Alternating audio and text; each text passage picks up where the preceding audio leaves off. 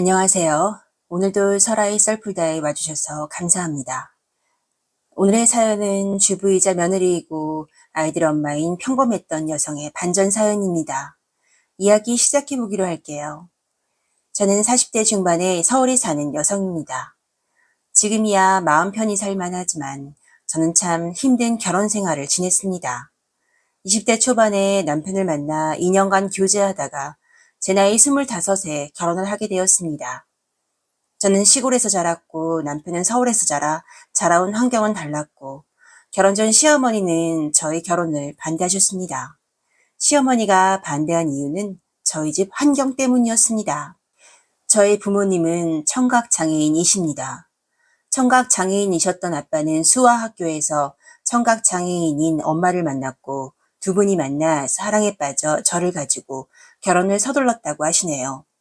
제 밑으로는 남동생과 여동생이 있습니다. 엄마는 시부모님을 시골에서 모시면서 아빠를 도와 농사를 지으셨고 부모님은 배운 것은 없지만 그래도 저희에게 큰 사랑을 주셨습니다. 친구들이 엄마 아빠가 벙어리라고 놀리곤 했지만 그래도 저는 그런 부모님이 창피하지가 않았습니다.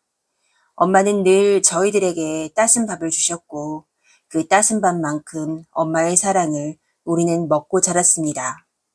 아버지는 우리 집에서는 맥가이버였습니다.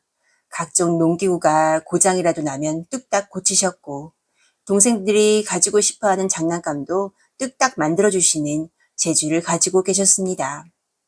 가난했지만 그리고 주변 사람들에게 알게 모르게 무시도 당했지만 제 어린 시절은 가족들과의 가슴 따뜻한 추억들로 가득 차 있습니다. 저는 고등학교를 졸업하고 집안 형편상 바로 취업을 하게 되었습니다. 그리고 회사 생활을 하다가 남편을 만나게 되었네요. 결혼 전 반대가 심하셨던 시어머님은 그런 저의 환경을 못마땅해 하셨습니다. 남편은 서울에서 대학을 나왔고 중소기업에 다녔는데 회사 협력업체의 격리 직원의 고졸이고 부모님이 장애인인 것에 극심한 반대를 하셨습니다. 남편은 밑으로 남동생이 하나 있었고 시아버지는 학교 선생님을 하시다 은퇴하셨습니다. 저는 시어머님을 뵌 첫날을 잊지 못합니다. 엄마, 여자친구 왔어요. 그래, 어서 오너라. 엄마, 시은이야. 시은아, 인사드려. 어머님은 처음부터 저를 위아래로 훑어보시더니 마음에 안 드는 눈빛으로 저를 쳐다보셨습니다. 어머님이 인상이 강하신 데다가 저는 무서워서 얼어버립니다. 다 죽어가는 소리로 인사를 드렸습니다. 어른을 보면 바로 인사해야지. 고개만 끄덕거리는 거는 무슨 경우니? 엄마, 시은이 놀라겠어. 저는 놀래서 따꾸질을 하고야 맙니다. 그래, 니들 꼭 이 결혼을 해야겠어? 엄마, 난 시은이 없으면 안 돼. 나 시은이랑 결혼하지 않으면 평생 혼자 지낼 거라고. 어디서 엄마한테 협박이니? 그래, 시은이? 시은씨, 이렇게 내가 반대하는데 시집 오고 싶어요? 저는, 엄마, 그런 말이 어딨어. 넌 조용히 해. 시은이한테 묻고 있잖아. 네, 저는 오빠가 하자는 대로 하고 싶어요. 난 솔직히 이 결혼 반대지만 자식은 내 맘대로 되지 않는다는 말이 맞구나. 엄마, 지금 결혼 인정해 주는 거야? 대신 신혼살림은 이 동네에서 시작해. 아, 엄마, 고마워. 시은이 부모님이 장애인이라고? 시골에서 농사 짓는다고 했지? 네, 어머니. 아직 네 어머님 아니다. 결혼하거든, 그때 말해. 아무튼 내 말 잘 들어. 내가 이 동네에 니네 신혼살림 차리라고 한 것은 시은이 네가 우리 집에 시집 오는데 내가 다 가르쳐야 해서 그러는 거야. 어때, 아들? 알았어, 엄마. 너도 알아들었지? 네. 양가 인사를 마치고 우여곡절 끝에 우리는 결혼을 하게 되었습니다. 신혼집은 시댁과 도보로 10분 거리였습니다. 어느 날 어머님은 저에게 얘야, 아기는 20대 때 낳는 거야. 이러면서 스트레스 받지 말고 일 관두고 살림 배우면서 애 갖는데 전념하렴. 네, 어머님. 저는 어린 나이에 어머니 눈밖에 나고 싶지 않아서 회사를 그만두었습니다. 그때부터 어머님의 시집살이가 시작되었습니다. 어머님은 신혼집 비밀번호를 알려달라 하셨고 수시로 저희 집을 드나드셨습니다. 어머님은 저희 집에 오셔서 예, 여기 먼지 안 보이니? 창틀에 먼지가 꼈구나. 어머님이 하도 먼지 하시니 저는 늘 청소를 하고 살아야 했습니다. 수시로 집에 오시면 또 먼지 타령을 할까 봐서 늘 불안했습니다. 어느 날은 정말 먼지 없이 청소를 다 해놨는데 어머님이 오신 거예요. 그런데 어머님은 부엌 찬장을 여시더니 찬장 안을 쓱 닦으시면서 야, 여기 먼지 있다. 이러십니다. 저는 어머님이 거기까지 들여다보실 줄은 꿈에도 몰랐습니다. 어머, 어머님, 거기까지 먼지가 있을지 몰랐어요. 그래, 그러면서 배우는 거지. 시댁이 가까웠기에 어머님은 남편의 퇴근 시간에 맞춰 밥 먹으러 오라며 저희를 불렀습니다. 시부모님 그리고 저희 부부와 도련님까지 설거지는 매번 잔뜩 쌓였고 어머님 심부름과 설거지는 모두 제 차지였습니다. 시댁은 기름 보일러였는데 설거지할 때 뜨거운 물 한 번 틀어준 적이 없었습니다. 장 보는 것까지 늘 함께 하시고 어머님이 장을 보시면 저는 늘 장바구니를 들어야 했어요. 어머니와 저는 둘 다 운전면허도 없었기에 동네 마트에 가면 항상 손으로 이고지고 날랐습니다. 장을 보는 것은 아들이 오거나 시아버지와 함께 가도 되는데 어머님은 늘 저와 단둘이 가셨습니다. 무거운 짐을 들고 집으로 가는 것은 곤욕이었습니다. 늘 비닐봉투가 뜯어질 정도로 장을 보니 장 본 것을 들고 오면 손이 늘 빨개졌습니다. 며느리가 얼마나 미우면 저러실까라는 생각이 들기도 했습니다. 결혼한 지 1년 만에 아이가 생겼습니다. 남편은 기뻐했고 저는 아이가 생기면 어머님이 그래도 임신한 저를 생각해 주실 줄 알았습니다. 그런데 달라진 것은 하나도 없었습니다. 임신했다고 네 남편 밥 안 해주고 그러지 마라. 삼시세끼 다 챙겨줘야 돼. 그리고 밤중에 이거 먹고 싶다 저거 먹고 싶다고도 하지 말고 내 말 알아들었어? 저는 임신했다고 말하는 며느리에게 그렇게 말하는 어머님이 너무 싫었습니다. 축하한다는 말이 먼저가 아니라 본인 아들부터 생각하는 것 같더군요. 어머님은 늘 저를 이름도 아니고 새아가도 아니고 아가도 아닌 야, 너 얘로 부르셨습니다. 처음에는 별거 아니라고 생각했는데 시간이 갈수록 호칭 없는 제 자신이 슬퍼집니다. 늘 저녁마다 예, 밥 먹으러 와라. 맛있는 거 해놨다. 하시면서 부르시고는 설거지통에는 설거지가 산더미같이 늘 쌓여 있습니다. 하루는 남편이 배부른 제가 설거지를 하는 것을 보다 못해서 자기야, 내가 도와줄게. 어머님 보시면 어쩌려고 그래. 걱정 마. 설거지가 너무 많다. 남편은 어머니 몰래 저보고 쉬라며 설거지를 했습니다. 그런데 갑자기 어머니가 남편이 설거지하는 것을 보시며 하는 말이 어서 부엌에서 나가지 못하니? 네가 시켰니? 아무리 그래도 그렇지 어디 남자를 부엌에 들이니? 너 지금 임신했다고 우세 떠는 거야? 나는 너만 했을 때 임신해서 애 안고 다 했어. 엄마, 그때가 언제요? 난 네 아버지 한 번도 설거지 시킨 적 없다. 어디 남자를 설거지를 시켜? 엄마, 시은이는 하지 말라고 했는데 내가 한다고 한 거야. 넌 벌써부터 네 마누라 감싸고 있어? 오빠, 나가. 내가 할게 괜찮아. 아이는 배를 발로 차고 코끝이 찡해져서 설거지를 하면서 눈물이 납니다. 저는 혹시나 제가 눈물을 흘리는 것을 어머님이 알아차릴까봐 물을 세게 틀고 설거지를 했습니다. 그런데 등 뒤에서 어머님이 물 좀 아껴 써라. 물 부족 국가에서 지금 뭐 하는 거니? 응? 우는 것도 내 마음대로 울지도 못하겠더군요. 하루는 엄마가 시골에서 져준다고 이것저것 싸들고 오셨습니다. 이고지고 버스를 타고 오셨더군요. 그런데 시어머님이 오셔서 엄마를 보시곤 안녕하셨어요, 사돈. 아, 말 알아들으시나? 나 수어를 못해서 내 입모양 보고 알아들으세요. 그러고선 시어머님은 고개를 돌려 엄마가 입모양을 못 보게 하시고는 니네 엄마는 뭘 주섬주섬 쌓았니? 뭐 내가 딸내미 안 챙겨줄까봐 쌓았대? 어머니, 무슨 말씀이세요? 그리고 아무리 엄마가 못 듣는다 해도 이렇게 바로 옆에서 그런 말씀하시면 어떡해요? 내가 뭐 어차피 니네 엄마 듣지도 못하잖니? 어머니, 말이 좀 심하시네요. 야, 니네 엄마 있는데 뭐 하는 거야? 사돈! 저는 갑니다. 딸이랑 이야기 잘 나누세요. 하면서 어머님은 나가십니다. 엄마는 느낌이 안 좋으셨는지 저보고 잘 사는 거 맞냐고 하더군요. 엄마 잘 살아. 걱정 마. 그런데 이걸 다 지고 이고 온 거야? 알았어. 잘 먹을게. 엄마 힘든데 이제 이런 거 안 싸워도 돼. 엄마는 고속버스를 타고 제가 좋아하는 반찬들을 가지고 오신 겁니다. 엄마의 반찬을 보며 밥을 먹는데 정말이지 눈물이 나더군요. 그리곤 바로 엄마는 할머니, 할아버지 밥 차려드려야 한다고 집으로 가십니다.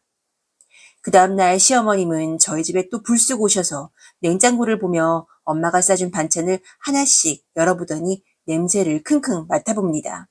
얘야, 이걸 다 고속버스 타고 오신 거라고? 이런 거 택배로 보내면 될 일이지. 왜 몸 힘들게 그런다니? 참, 머리가 나쁘면 몸이 괴로운 거야. 요즘 아이스팩도 얼마나 좋은데. 어머니, 그래도 엄마가 제 얼굴 보러 딸 얼굴 보러 온 거예요. 아니, 누가 들으면은 내가 너희 엄마 못 보게 한 줄 알겠다. 그리고 날씨도 더운데 이렇게 들고 오면은 어째? 이건 좀 맛이 갈라고 한다. 그러면서 엄마가 싸준 반찬 2개 음식물 쓰레기에 휙 하고 버리십니다. 어머니, 지금 뭐 하시는 거예요? 예, 내가 너 이거 잘못 먹으면은 뱃속에 애기한테 안 좋을까봐 그러는 거지. 어디서 시애미한테 역정이니? 어머니, 반찬이시면 제가 알아서 해요. 우리 엄마가 어렵게 싸서 가져오신 걸 어머니 마음대로 그렇게 버리시면 어떡해요? 제가 너무 화를 내니 갑자기 애기가 발로 차고 배가 응축됩니다. 네가 화를 내니까 애기가 아야 하잖아. 너 애미 되는 게 얼마나 어려운 일인데. 태교를 잘해야지. 별것도 아닌 거 가지고 시애미한테 화를 내니? 이만 간다. 어머님은 제 속을 다 뒤집어 놓으시고는 나가십니다. 남편이 퇴근하고 들어왔습니다. 여보야, 잘 지냈어? 나 도저히 못 살겠어. 어머님이 엄마가 이고지고 온 반찬을 버렸어. 뭐라고? 장모님이 여기까지 반찬을 가지고 오셨다고? 그런데 내가 보기엔 안 쉬었는데 쉬었다고 어머니가 버리시는 거야. 어쩌면 나한테 말도 없이 그럴 수가 있어? 엄마 너무 심했네. 자기야 참어. 우리 애기한테 안 좋아. 오빠, 나도 참는데 한계가 있어. 정말이지 너무 힘들어. 그래, 엄마가 진짜 쉬었다고 생각해서 그랬을 거야. 일부러 장모님이 주신 거 버렸을 리가 없잖아. 자기가 착하니까 좀 참아.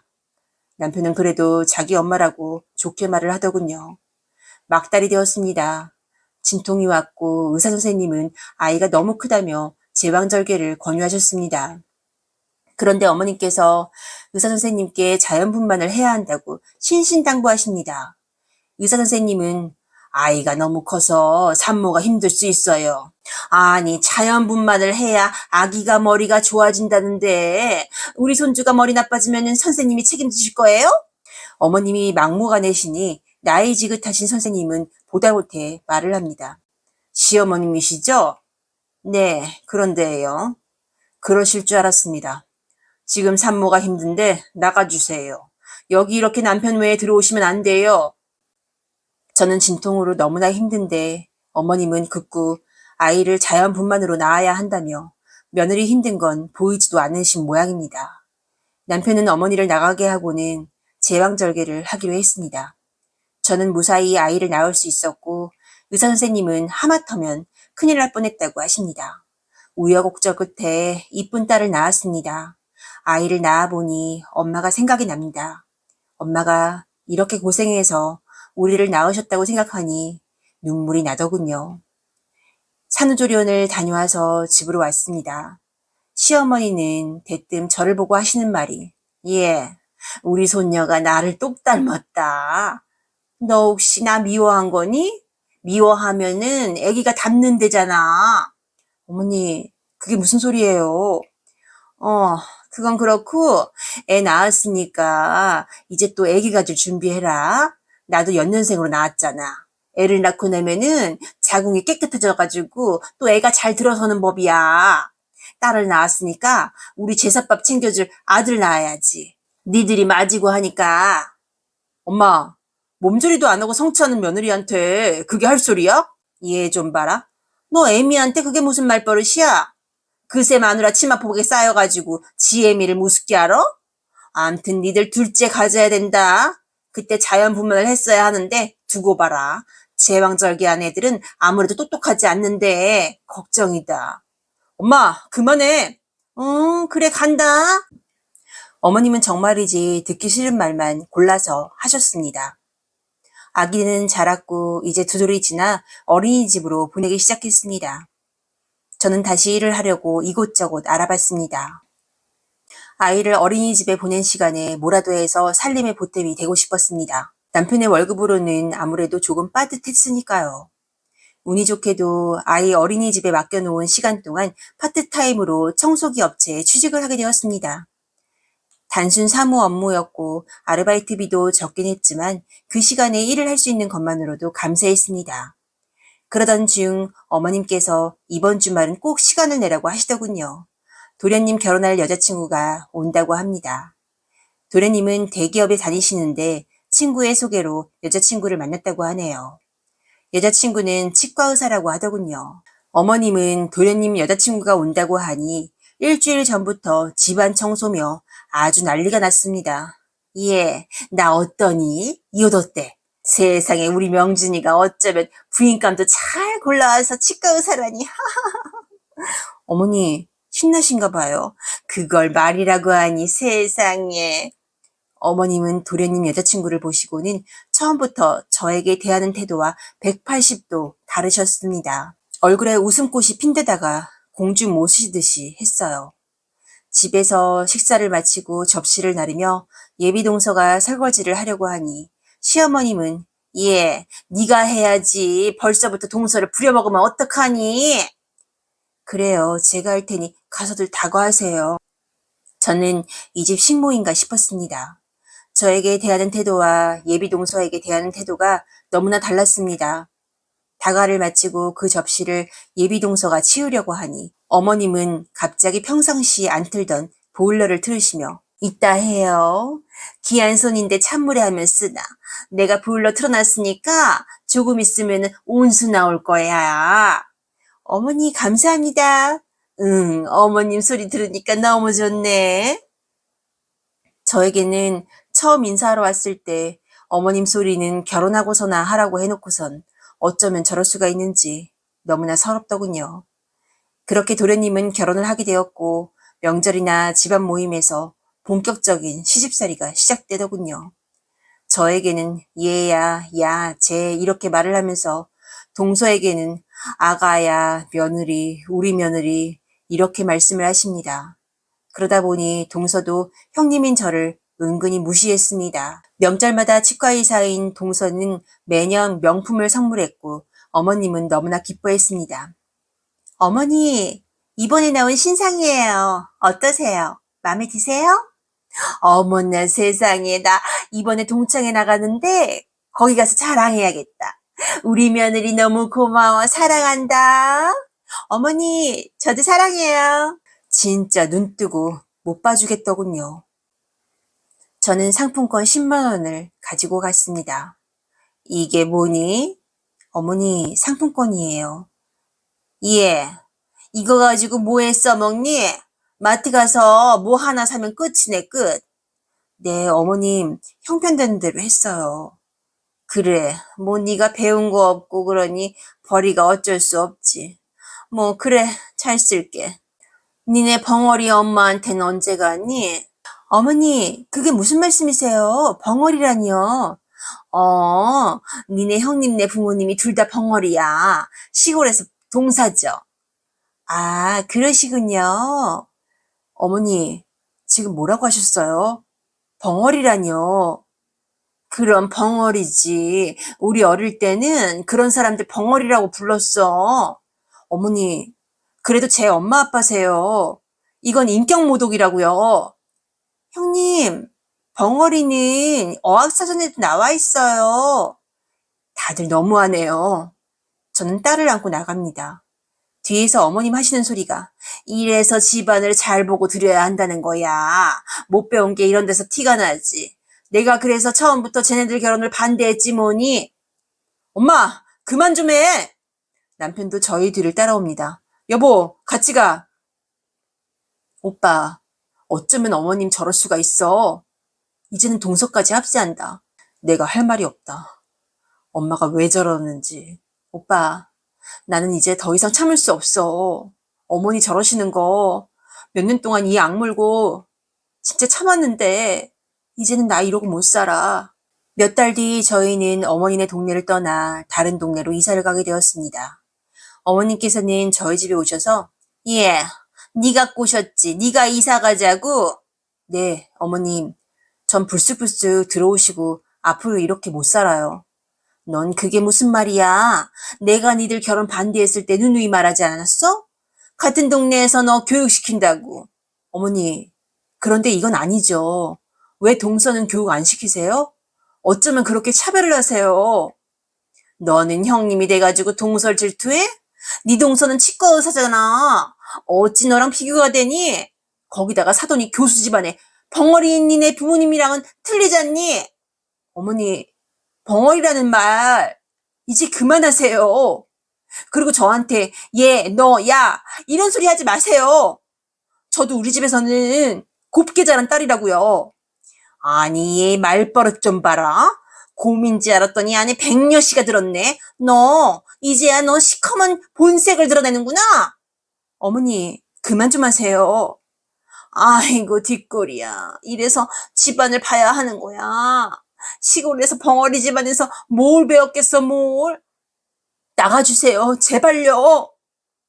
그래 네가 얼마나 우리 아들을 구워 삶았는지 모르겠지만은 니들 얼마나 애미 없이 잘 먹고 잘 사나 보자.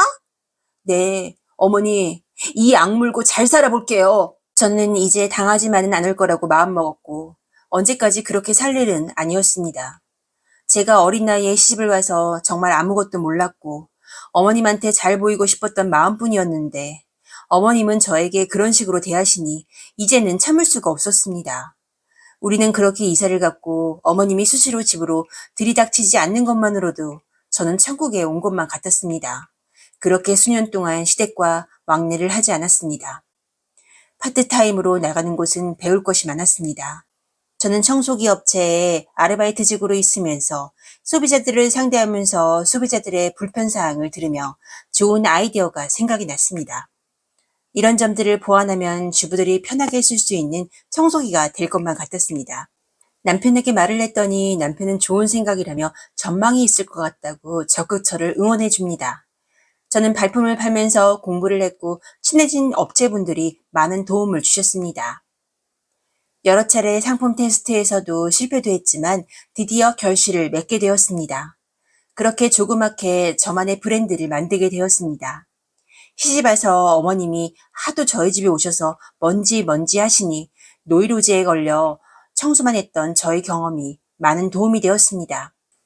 아파트촌 짜투리 공간에 사무실을 냈고 시작은 미미했지만 끝은 창대하리라는 성경 구절을 생각하면서 열심히 일을 했습니다.